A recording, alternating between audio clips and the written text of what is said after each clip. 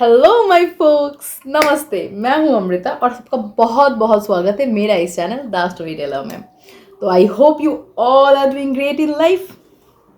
तो आज हम लोग सीखेंगे lesson number 5 of Bhagavad Gita. ठीक है, तो इसमें बोलते हैं good will always triumph over evil, which is true.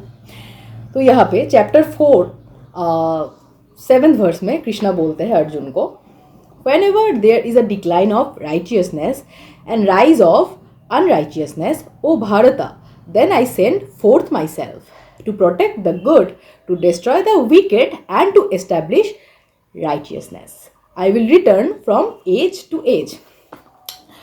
तो जब ये अर्जुन जब डिलेमा में रहता है फिर से कि कैसे मतलब ये युद्ध करूँ तो क्यों करूँ, और आप बोल रहे हो तो ही मैं क्यों करूँ एंड एवरीथिंग। तो तब वो बोलते हैं कि देखो, जब भी अधर्म होता है इस धरती में, जब जब हुआ है तब तब मैंने जन्म लिया है और मैंने हमेशा उस अधर्म को इस धरती से विनाश किया है। तो you have to trust me on this. ठीक है, तो यहाँ पे वो कंटिन्यू करते हैं, वो बोलते हैं कि मैंने ये जो मैं तुमको अभी देने वाला हूँ नॉलेज, ये मैं बहुत पहले विवस्वान, जिनको बोलते हैं सूर्य पुत्र, तो वो उनको विवस्वान को पहले उन्होंने नॉलेज दान किया था कृष्णा ने। उसके बाद उधर से वो आया Manu. Manu progenitor of human race, जो सब बोलते हैं कि वो सबसे पहला इंसान है इस धरती पे।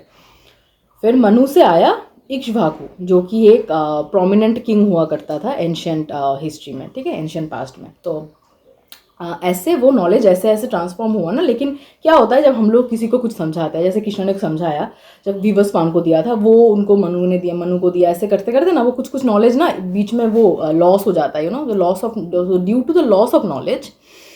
अब वो थोड़ा सा मिट गया है, मतलब उन्होंने जितना दिया था उतना अभी नहीं है। तो अब उनको ये ज्ञान फिर से देना पड़ेगा, राइट। तो मैं वो अब ये नया फिर से देने वाला हूँ वो तुमको। तो अर्जुन बोलता है ओके, पर हाउ कम, ये सब जो आप अभी बोल रहे हो इन लोगों का नाम, ये लोग तो बहुत ऐतिहासिक टाइम में ये लोग राजा हुआ करते थे, तो अब कैसे आप उस टाइम में भी थे और कैसे आप इस टाइम में भी हो? क्योंकि वो तो कृष्णा को एज नॉर्मल फ्रेंड मान रहा था, उसको पता नहीं है कि ही इज़ एवरीथिंग। तो द थिंग इज़, वो उनके मन में क्वेश्चन चल रहा था कि कैसे आप उस टाइम में भी उन लोग को दे सकते हो।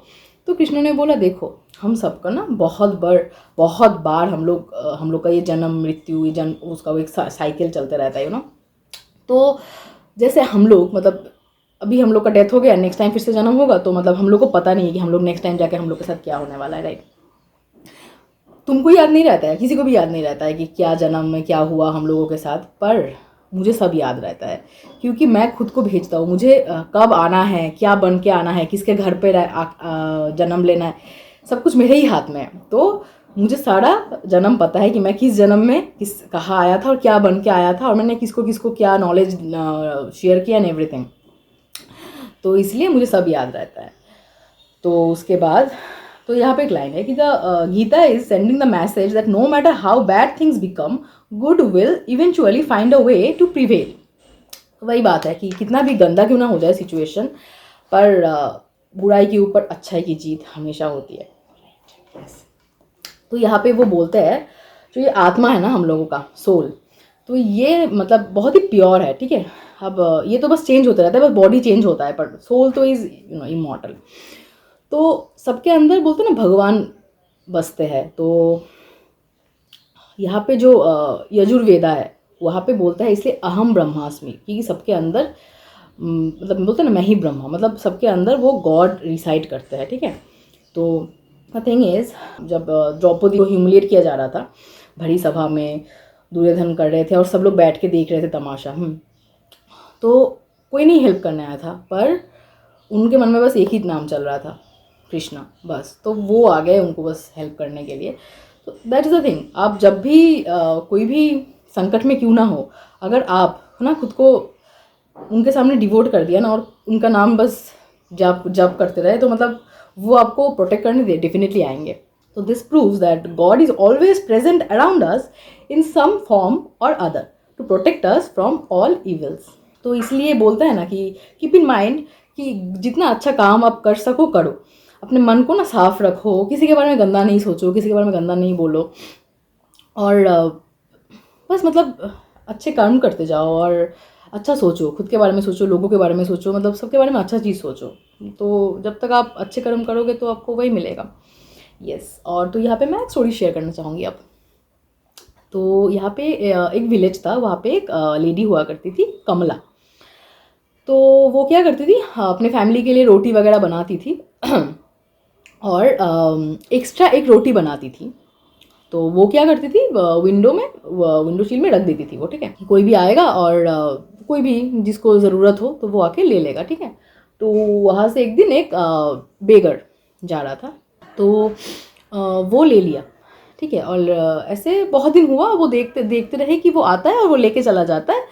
बस एक लाइन बोलता था वो कि what goes around comes back around, इधर गुड और बैड, मतलब जो जाता है वही और आता है। मतलब आप जैसे अपना एनर्जी आप दोगे, जैसे जैसे लोगों के लिए आप सोचोगे या जैसा आपका एनर्जी यूनिवर्स में दोगे, वही सेम रिफ्लेक्ट होगा, ठीक है। तो कमला ना बहुत दिन तक सुनी कि अरे क्या चल रहा है, ये रोज़ बस एक ही लाइन को रिपीट करते जाता है ये बंदा, और कभी कोई ग्रेटफुल नहीं है वो कि मैं उसको देती हूँ तो रोटी, तो वो उसको बोलना चाहिए ना कि जो भी है थैंक यू, जिन्होंने भी दिया है। पर वो मुझे ऐसे डायरेक्ट तो नहीं बोलता है, डायरेक्ट मतलब बस बोलते रहता है कि जो जाता है वही वापस आता है, ये क्या बात हुआ। बहुत ही गुस्सा हो गई, हाँ, सोचा कि रिवेंज लेना पड़ेगा। तो वो एक दिन एक रोटी में जहर मिला दिया और वो रोटी उसने रख दिया विंडो शील में। अब उसको लगा कि ठीक है अब आएगा लेके चला जाएगा, पर उनको लगा अरे यार ये मैं क्या कर रही हूँ, ये तो मैं नहीं हूँ, मैं तो मतलब अभी सोचो, जो जो औरत सोचती है लोगों के बारे में, वो सडनली ऐसे कैसे सोच सकती है कि मैं किसी को भी मरवा दूँ।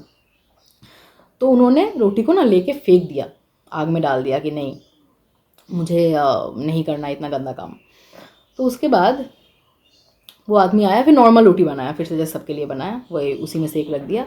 तो वो आदमी आया, फिर से लेके चला गया, फिर से वही लाइन बोल के गया, जो जाता है वही वापस आता है, अच्छा बुरा जो भी है। अब उसका जो ये कमला है, तो उनका एक बेटा हुआ करता था, तो वो बाहर था, कोई काम से गया था, और उनको बाहर खाना वाना नहीं मिल रहा था, तो बहुत ही पतले दुबले हो गए थे एकदम, मतलब ना बहुत ही, और फटा कपड़ा, मतलब बहुत ही ख़राब हालत था। तो मतलब बिना एक दिन मतलब एक टाइम के लिए खाना नहीं मिल रहा था उनको, और आते टाइम वो बेगर से मिला। तो वो कमला ने पूछा कि अरे तुम्हारा ऐसा हालत क्यों हो गया, ये वो। तो बोला फिर भी मतलब मैं ज़िंदा हूँ, क्योंकि मैं आते टाइम, नहीं तो मैं मतलब रास्ते में अभी गिर के मतलब कोलैप्स हो जाता मैं, पर मुझे एक आदमी मिल गया, वो मुझे बहुत हेल्प किया, एक रोटी दे के बोल रहा था कि इधर से ही कहीं से वो पास किया, अभी रोटी लेके गया।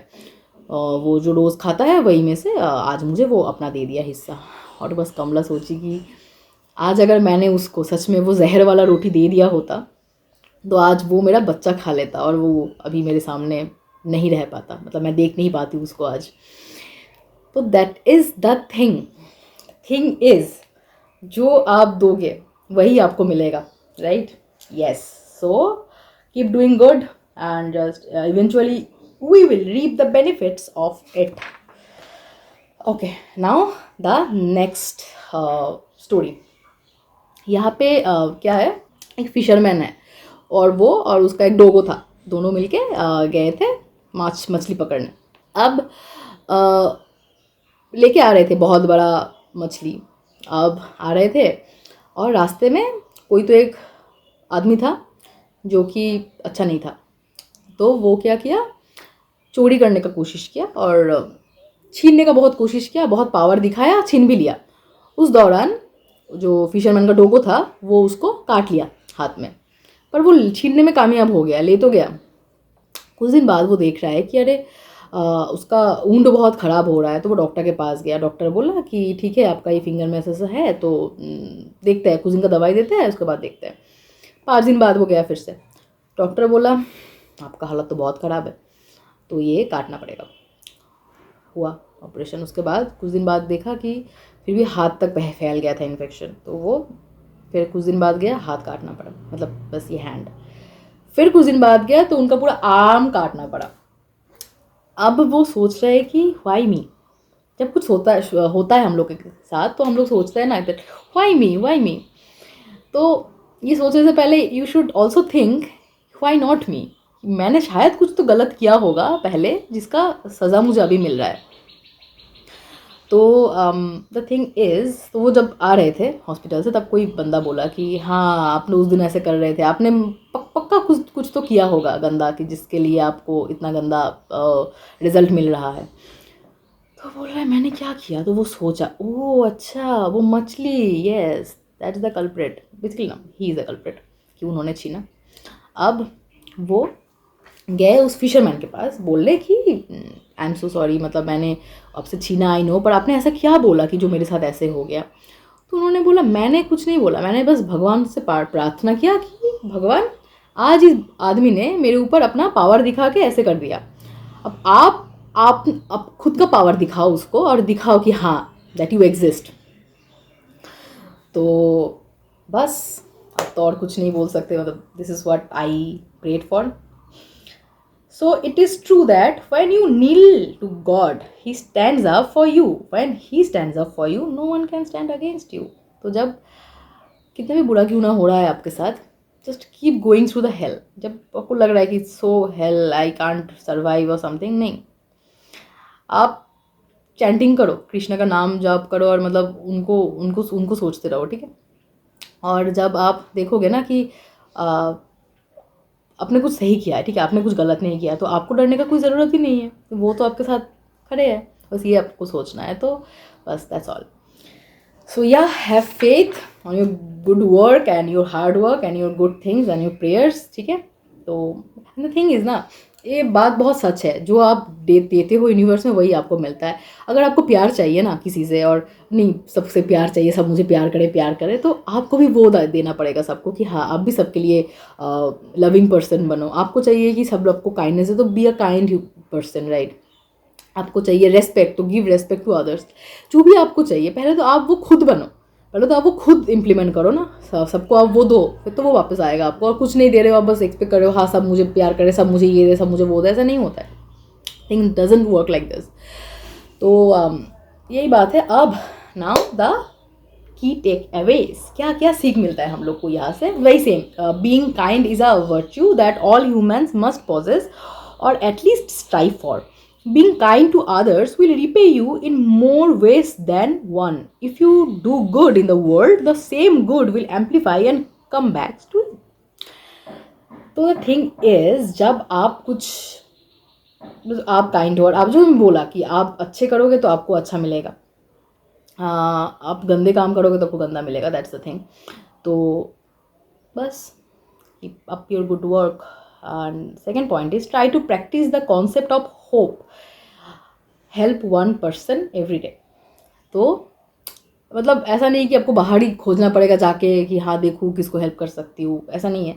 आप घर से भी स्टार्ट कर सकते हो, घर पे किसी को ज़रूरत हो आपका, ऐसे कभी कुछ छोटा सा हेल्प, मतलब एकदम स्मॉलेस्ट थिंग. मतलब जैसे कि कभी कभी हम लोग का पेरेंट्स होता है, उन लोग को, क्योंकि हम टेक्नोलॉजी ऐसा चीज़ है ना, वो इवॉल्व करते रहता है, राइट. तो उन लोगों को बहुत चीज़ के साथ वो लोग कोप अप नहीं कर पाते, तो वो लोग आते हैं कि फ़ोन लेके और समथिंग कि ये कैसे चलेगा, वो कैसे चलेगा, राइट. तो मैंने देखा है बहुत बच्चों को बहुत गुस्सा दिखा देते हैं, ऐसा नहीं करना चाहिए. उन लोग को नहीं आ रहा है इसलिए तो वो लोग आपके पास आते हैं, राइट. तो सिखाओ यार उनको कि हाँ ऐसे करते हैं, वो वैसे करते हैं. कभी कभी ये भी होता है, आप सिखाने के बाद वो लोग फिर से आते हैं, तब भी गुस्सा नहीं होना है, क्योंकि आप भी तो भूल करते हो, आपसे भी भूल होता है, तो उनसे भी होता है. They are also human being. Parents तो क्या हुआ, ह्यूमन नहीं है क्या. तो वही हेल्प करो. ऐसे करने से ना आपको भी अच्छा लगना चाहिए यार, मतलब बहुत ही अच्छा फील होता है. और ऐसा हेल्प, और मतलब कुछ भी हेल्प, कुछ भी किसी को डोनेट करो, बाहर जाओ, मतलब जो भी आप करते हो, मतलब यहाँ पे बोलता है पता है, जबकि आप डिप्रेस्ड रहते हो ना, तब आप क्या करते हो, बस अपने आप के बारे में सोचते हो ना. तो आप जब बाहर जाओगे या किसी से मिलोगे, किसी के लिए कुछ करोगे ना, तो आपका जो फोकस इनवर्ड था वो अभी आउटवर्ड हो गया है, बाहर बाहर जा रहा है आपका ये फोकस. तो क्या होता है ना उससे, तो आपका वो डाइवर्ट हो जाएगा माइंड. वो जो सोच रहे हो अरे मेरे साथ गंदा होता है, मैं डिप्रेस्ड हूँ, मैं ये हूँ, वो सब थॉट्स है, कुछ नहीं है. जाओगे, मिलोगे, कुछ हेल्प करोगे, कुछ कुछ डोनेट करो किसी को, वो पता है क्या बोलते हैं, ironically it's a by product of helping others is feeling grateful. ये मतलब आप जब करते हो तो आप वैसे भी वो बाई प्रोडक्ट है कि आपको ग्रेटफुल फील करना ही है, दैट्स द थिंग. तो yes, the next thing is if you help without greed you will prosper. whatever love you give out, it always comes back to you. Why?